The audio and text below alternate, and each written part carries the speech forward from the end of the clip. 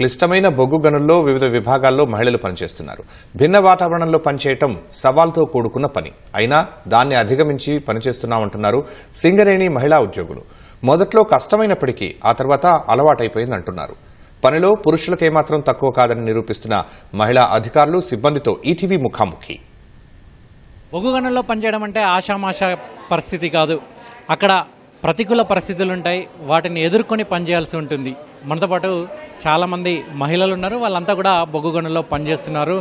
సవాళ్లను స్వీకరించి వాటిని అధిగమించి పనిచేస్తున్నటువంటి మహిళలను అడిగి తెలుసుకుందాం. సింగరేణి బొగ్గు గనుల్లో చేసేటువంటి మహిళలంతా ప్రపంచ మహిళా దినోత్సవం సందర్భంగా వీళ్ళందరినీ కూడా సన్మానించారు. వాళ్ళని అడిగి తెలుసుకుందాం ఎలాంటి పనులు వాళ్ళకి, మీకు చాలా సవాళ్లతో కూడినటువంటి పనులు ఉంటాయి లోపల మైనింగ్లో. సో మీరు ఎట్లా ఎదుర్కొంటున్నారు? ప్రతిదీ కూడా ఛాలెంజింగ్గా తీసుకొని మేము వర్క్ చేయడానికి ట్రై చేస్తున్నాము. మాకు మేనేజ్మెంట్ కూడా బాగా హెల్ప్ చేస్తున్నారు, ప్రోత్సహిస్తున్నారు. అంటే జనరల్గా పురుషులే ఎక్కువ చేస్తుంటారు సింగరేణిలో, సో వాళ్ళతో సమానంగా కూడా మీరు చేస్తుంటారు కదా, ఎట్లా అనిపిస్తుంది? హ్యాపీగా అనిపిస్తుంది. మేము కూడా చేయగలము అనే నమ్మకం మాకు కూడా కలుగుతుంది. కాకపోతే మేము ఇంకా స్టార్టింగ్ స్టేజ్లోనే ఉన్నాము. ఇయర్స్ గడిచిన కొద్దీ మాలో కూడా ఇంప్రూవ్మెంట్ చాలా కనిపిస్తుంది. మీరు చెప్పండి, మీరు ఏ మైనింగ్ నుంచి వచ్చారు, అక్కడ ఏం వర్క్ చేస్తున్నారు? నేను as a welfare officer JVR OC2లో పనిచేస్తున్నాను. సో అందరి ఇష్యూస్ వెల్ఫేర్ చూసుకోవడం నా బాధ్యత. నేను అంటారు కదా, వెల్ఫేర్ ఆఫీసర్ మైన్కి అమ్మలాంటి వాళ్ళు, మేనేజర్ నాన్నలాంటి వాళ్ళని. నాన్న ఒకవేళ తిట్టినా అమ్మ దగ్గరికే వస్తారు. ఏమన్నా వాళ్ళకి ప్రాబ్లమ్స్ ఉన్నా వెల్ఫేర్ ఆఫీసర్గా నేను చాలా ఓపిక్గా నేర్చుకుంటున్నాను, ట్రై చేస్తున్నాను, సాల్వ్ చేస్తానని నమ్మకంగా ఉన్నాను. ఓకే, మీరు వెల్ఫేర్ ఆఫీసర్గా ఎటువంటి సంక్షేమం కలిగిస్తున్నారు కార్మికులకు? అంటే రిటైర్ అయిన వాళ్ళకు కావచ్చు, పనిచేసే వాళ్ళకు కావచ్చు, ఎటువంటి మీ అధ్యయనాలు ఏం చేస్తున్నారు? టర్మినల్ బెనిఫిట్స్ కానీ, కంపాషనేట్ ఎంప్లాయ్మెంట్ కానీ మా దృష్టికి వచ్చిన వెంటనే మేము యాజ్ సూన్ యాజ్ పాసిబుల్ వాళ్ళు మళ్ళీ తిరగకుండా as soon as possible resolve చేయడానికి ట్రై చేస్తున్నాము. నేను వచ్చిన తర్వాత ఇంప్రూవ్మెంట్ ఉంది అంటున్నారు, బట్ ఏదైనా కూడా వాళ్ళు మన దగ్గర నుంచి వదిలి వెళ్ళిపోయి ఇంత సర్వీస్ చేసి వెళ్ళిపోయినందుకు వాళ్ళకి పొద్దాక ఊరికే తిరగాలి అనేది లేకుండా వాళ్ళు వచ్చిన వెంటనే యాజ్ సూన్ యాజ్ పాసిబుల్ వాళ్ళ డిపెండెంట్ ఎంప్లాయ్మెంట్ కానీ, వాళ్ళ PF పెన్షన్ కానీ అన్ని CMPF వాళ్ళతోటి అన్ని ఇంటర్వ్యూస్కి అన్ని కోఆర్డినేట్ చేసి ట్రై చేస్తున్నాం. మీరు చెప్పండి, మీరేం చేస్తారు? నా పేరు సుమా. నేను మేనేజ్మెంట్ ట్రైనింగ్ మైనింగ్లో రిక్రూట్ అయ్యాను. నాది ఇప్పుడే బీటెక్ అయిపోయింది. నేను బీటెక్ అయిపోయిన వెంటనే సింగరేణి ఫీల్డ్లోకి వచ్చాను.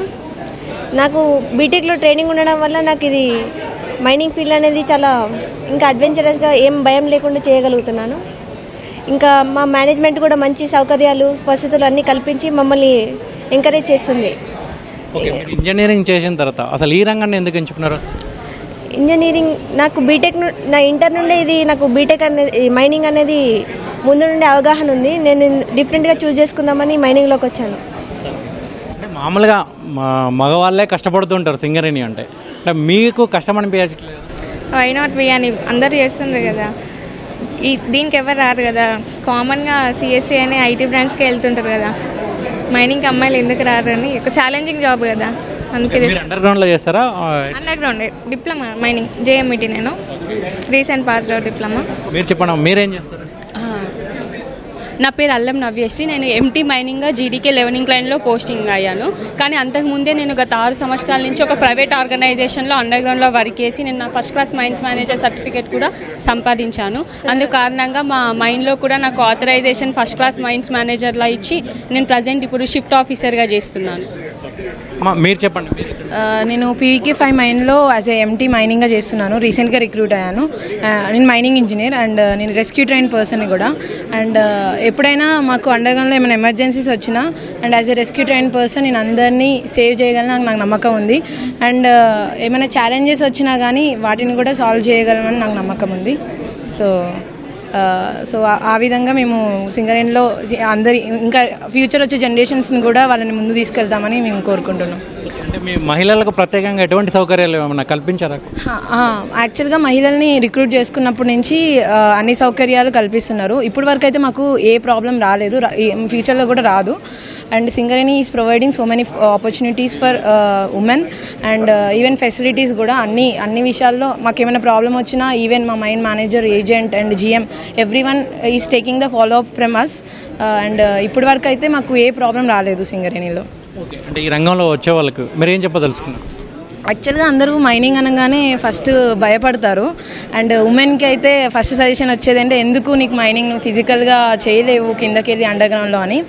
But it is not impossible. ప్రతిదీ ఇంపాసిబుల్ కాదు. మేము we are there for make it possible. And future generations they are taking the inspiring from us. And వాళ్ళు కూడా ఇన్స్పిరేషన్ తీసుకుని మాలాగా అండ్ ఫ్యూచర్లో సింగరేణిలో జాయిన్ అవుతారని కోరుకుంటున్నాం. అండ్ మైనింగ్ ఇండస్ట్రీలో కూడా జాయిన్ అవుతారని కోరుకుంటున్నాం. నేను ఒక ఫిట్టర్ ట్రైనీని. ఒక ఫిట్టర్ ఎందుకు చేసావు అని చాలామంది అన్నారు. నువ్వు ఫిట్టర్ చేసి ఏం చేద్దాం అనుకుంటున్నావు? బాయ్స్ చేయలేకపోతున్నారు, నువ్వు ఒక గర్ల్వి చేయగలవా, చేస్తావా, నువ్వు అండర్ గ్రౌండ్లో దిగగలుగుతావా? స్టార్టింగ్లో మాకు కూడా అనిపించింది నువ్వు అండర్ గ్రౌండ్ దిగి చేయగలుగుతావా అని చాలామంది క్వశ్చన్స్ వేశారు. నేను దిగాక అర్థమైంది నేను చేయగలను, చేస్తాను. గర్ల్స్ దేంట్లో తక్కువ, జెంట్స్తో అన్నిట్లలో ఈక్వల్గా ఉన్నారు, దీంట్లో కూడా చేయగలరు. చేసి చూపిస్తాము, నిరూపిస్తాము. గర్ల్స్ స్టెమినా ఎంత ఉందో వాళ్ళకు కూడా తెలుస్తుంది.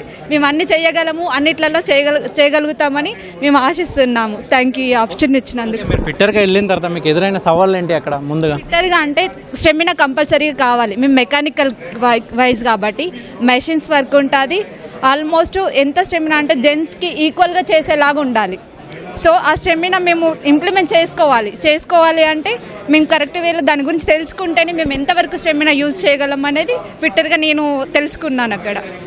ఓకే, సింగరేణిలో పెద్ద పెద్ద మిషన్స్ ఉంటాయి, వాటిని ఆపరేటింగ్ చేయాల్సి ఉంటుంది. ఎట్లా ఆపరేటింగ్ అంటే ప్రజెంట్ ఇప్పుడు మేము ట్రైనింగ్లో ఉన్నాము, నేర్చుకోగలగము. నేను హెచ్డికి వెళ్ళాను. మెయింటెనెన్స్ అంటే ఎలా ఉంటుంది, దాని సర్క్యూట్స్ ఏంటి అలాంటివి చూశాను. సో అది అనేది మనకు సబ్జెక్ట్ కరెక్ట్గా తెలిస్తే చేయగలము. గర్ల్స్ కూడా చేయగలరు, హెచ్డి ఆపరేటింగ్ చేయగలము అనే ఒక థాట్ అనేది నాకు వచ్చింది. ఇది మొత్తానికైతే మహిళలు మగవాళ్ళతో సమానంగా పనిచేయగలరని కూడా వీళ్ళంతా నిరూపిస్తున్నారు. కెమెరామెన్ కేవీరావుతో శ్రీనివాస్, ఈటీవీ న్యూస్, హైదరాబాద్.